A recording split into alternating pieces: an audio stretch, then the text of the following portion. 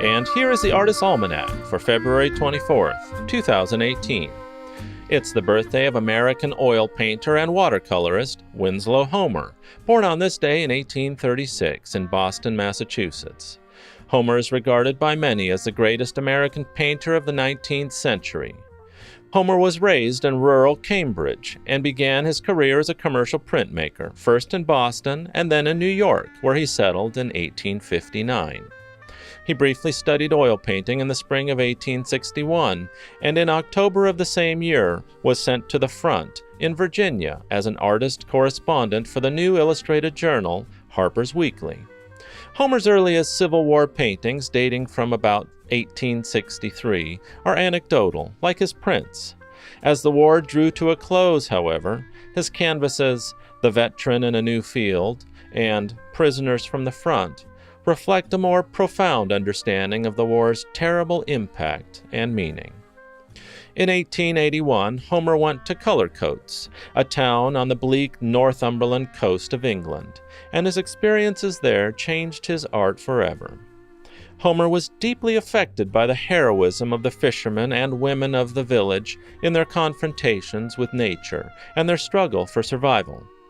In response, Homer's figures gained new strength, gravity, and imposing stature. To emphasize their valor, he often showed them isolated against some aspect of nature, like the sea, cliffs, rocks, or mountains, always conscious of the drama of their grim business of fighting the elements. Living in Cullercoats matched Homer's solitary lifestyle and need for isolation, and in 1883 he settled in Prout's Neck on the coast of Maine, where his father and brother had built large summer houses. But mostly he kept to himself, and with the views of the rocks and churning waters of the Atlantic, he concentrated on capturing the ferocity of nature's forces and the individual's struggle against the sea. Homer painted the first of his long and majestic series of seascapes in Prout's Neck, beginning with his 1884 masterpiece, The Lifeline. Homer, the master of dramatic omission, represents the tragedy of a sinking ship by portraying the rescue of a passenger by a new method of ropes and pulleys. Across the upper part of the picture, in a trough between two towering mountains of water, a lifeline stretches from ship to shore, both of which are out of frame.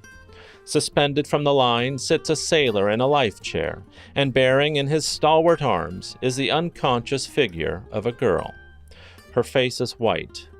Her dress, heavy with salt water and torn by the violence of the winter sea, clings about her limp form. A sliver of skin, just above her knees, is framed by her stockings and the hems of her soaked dress and petticoat. It's uncomplicated to imagine a viewer of the time, reaching out in despair, wanting to pull it down to retrieve, at the very least, her modesty. Her right arm hangs limply toward the waves, and the man's leg is submerged beneath the two of them, dragging in the thick, icy water as he struggles along the pulley. Most importantly, however, is the sailor's face, the hero's face, which is obscured entirely by a scarf which the tempest has plastered around his wet face. Here, in a remarkable stroke of artistic restraint and dramatic genius, Homer not only highlights the ingenuity and heroism of man struggling in the face of nature's overwhelming forces, but illustrates more broadly the best of what we are as human beings, and our preternatural reflexes for immediate and often anonymous heroism, simply for the good of our fellow man. The foremost painter of his day, Winslow Homer, died in 1910 in his Prout's Neck studio. He was 74 years old. Thanks for listening. Be kind, do good work, and until next time.